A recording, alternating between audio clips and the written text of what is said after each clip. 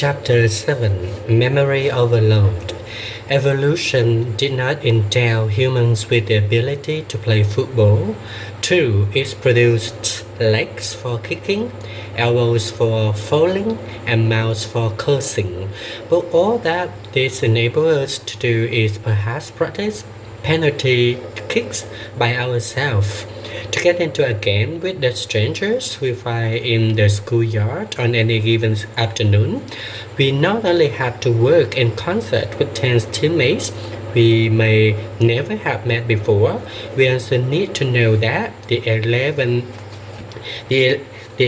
players on the opposite team are playing by the same rules. Other animals that engage strangers in ritualized aggression do so largely by instincts. Puppies throughout the world have the rules for rough and tumble play hardwired into their genes, but many teenagers have no genes for football.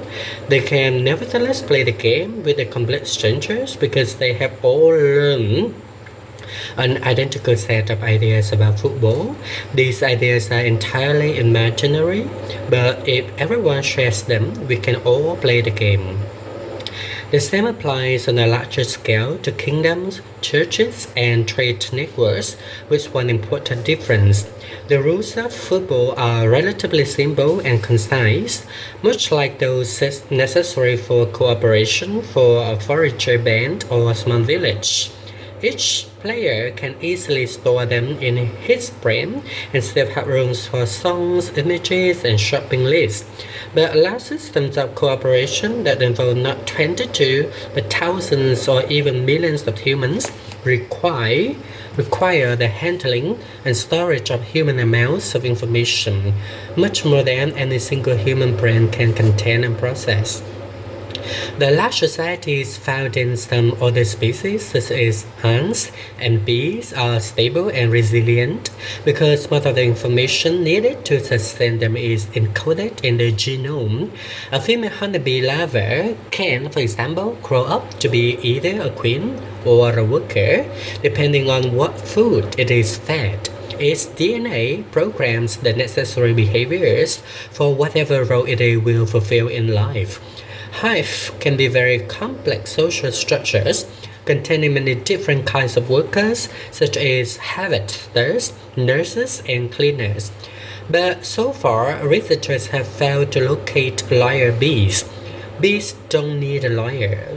Bees don't need liars because there's no danger that they might forget or violate the hive constitution. The queen does not teach the cleaner bees of their food, and they never go on strike demanding higher wages. But humans do such things all the time. Because the sapient social order is imagined, humans cannot preserve the critical information for running it simply by making copies of their DNA and passing these on to their progeny. A conscious effort has to be made to sustain laws, customs, procedures, and manners. Otherwise, the social order would quickly collapse. For example, King Hammurabi decreed that people are divided into superiors, commoners, and slaves. Unlike the beehive class system, it is not a natural division. There is no trace of it in the human genome. If the Babylonians could not keep this truth in mind, their society would have ceased to function. Similarly, when Hammurabi passed his DNA to his offering, it did not encode his ruling that a superior man who killed a commoner woman must pay 30 silver shekels. Hammurabi deliberately had to instruct his sons in the laws of his empire, and his sons and grandsons had to do the same. Empires generate huge amounts of information.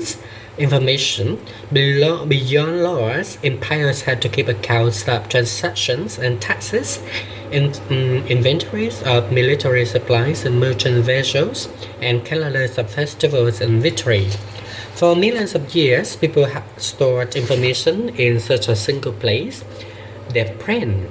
Unfortunately, the human brain is not a good device for empire-sized databases for three main reasons. Firstly, its capacity is limited. Two, some people have astonishing memories, and in ancient times, there were memory of professionals who could store in their heads the topographies of whole provinces and the law codes of entire states. Nevertheless, there's a limit that master mnemonics cannot transcend. A lawyer might know by heart the entire law code of the Commonwealth of Massachusetts, but the details of every legal proceeding that took place in Massachusetts from the Salem witch trials onward. Secondly, humans die, and their brains die with them. Any information stored in a brain will be erased in less than a century.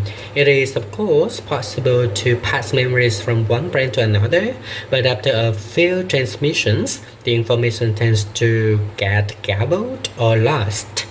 Thirdly, and most importantly, the human brain has been adapted to store or process any particular types of information.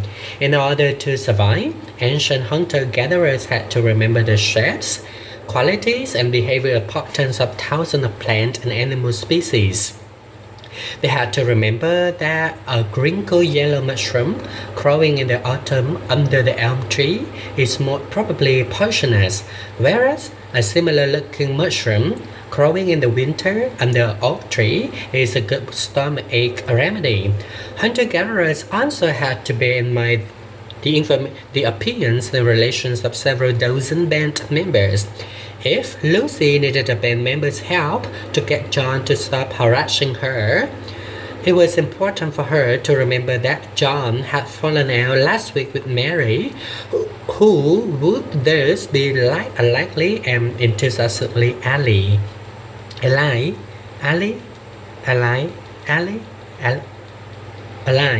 Consequently, evolutionary pressures have adapted the human brain to store the immense quantities of botanical, zoological, topographical, and social information. But when a particularly complex societies began to appear in the wake of the agricultural revolution, a completely new type of information became vital: numbers.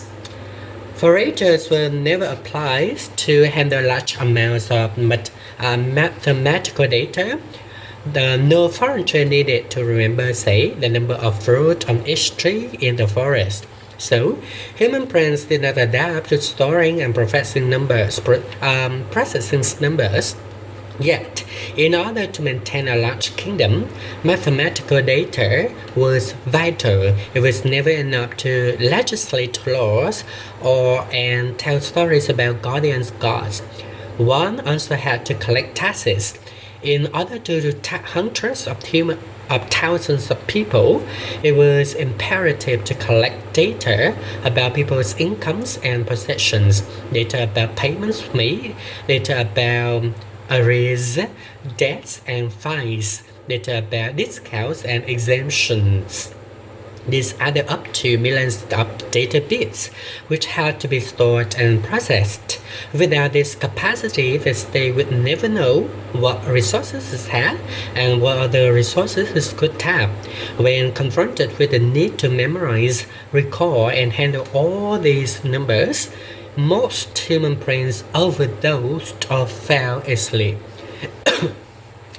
This mental limitation severely constrained the size and complexity of human collective.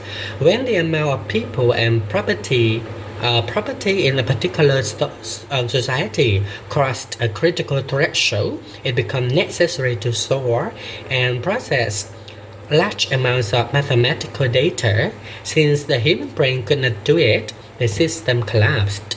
For thousands of years after the agricultural revolution, human social networks remained relatively small and simple. The first to overcome the problem was the ancient Sumerians who lived in southern Mesopotamia. There, a scorching sun beating up Rich muddy plains produce plentiful harvests and prosperous towns. As the number of inhabitants grew, so did the amount of information required to coordinate their affairs. Between the years 3500 BC and 3000 BC, some unknown Sumerian geniuses invented a system for storing and processing information outside their brains, one that was custom built to handle large amounts of mathematical data. The Sumerians thereby released their social order from limitations of human brain, opening the way for the appearance of cities, kingdoms, and empires. This data processing system invented by the Sumerians is called writing.